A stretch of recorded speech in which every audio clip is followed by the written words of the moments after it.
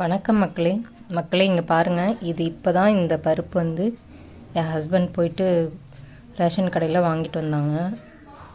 இது எவ்வளோ ஒரு வண்டும் பூச்சியுமாக இருக்குது பாருங்கள். 1-2 வண்டு இல்லைங்க, மொத்த பருப்புமே சரியில்லை. எனக்கு தெரிஞ்சிருந்ததுன்னா நான் அவன் மூஞ்சிலே விட்டெறிஞ்சிட்டு வந்திருப்பேன். இதை நான் வீடியோ எடுத்து போடணுன்றதுக்காகவே நான் இந்த வீடியோ எடுத்திருக்கேன். பாருங்கள், பருப்பு மொத்தமும் ஒரு பருப்பு கூட நல்லா இல்லை.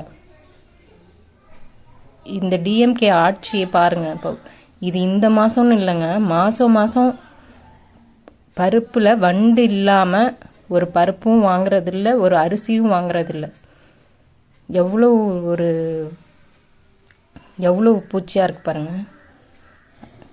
காசு கொடுத்து தானேங்க வாங்குகிறோம். காசு இருக்கிறவங்க கடையில் பருப்பு வாங்கிப்பாங்கன்னு வச்சுக்கோங்க. காசு இல்லாதவங்க ஏழைங்களாம் என்ன செய்வாங்கன்றதை நீங்கள் யோசிச்சு பாருங்கள். எனக்கு இந்த வீடியோ போடும்போதே மனசெல்லாம் கலங்குது. அடித்தட்டு மக்கள், பாமர மக்கள்லாம் இந்த பருப்பை தான் வாங்கி யூஸ் பண்ணி ஆகணும். டிஎம்கே ஆட்சி எப்படி இருக்குன்னு பார்த்துக்கோங்க. டிஎம்கே ஆட்சின்னு இல்லை, ஏடிஎம்கேல இருக்கும்போதும் இப்படி தான் கொடுத்தாங்க. நான் யாருக்கும் சப்போர்ட் பண்ணி பேசலை. கொடுக்குற பொருள் அது கொஞ்சம் தரமான பொருளாக கொடுத்தா என்ன செய்யும்?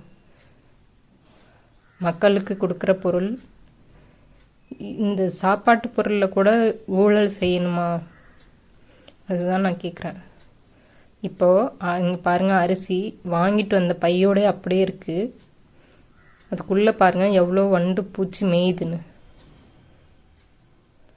உங்களுக்கு தெரியுதா?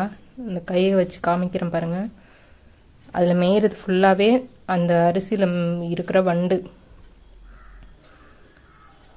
இப்படி தாங்க ரேஷன் கடைகளில். இது நான் வீடியோ எடுத்து போடுறேன். இது உங்களுக்கு தெரியாதது இல்லை, நீங்களுமே இப்படி தான் வாங்கியிருப்பீங்க.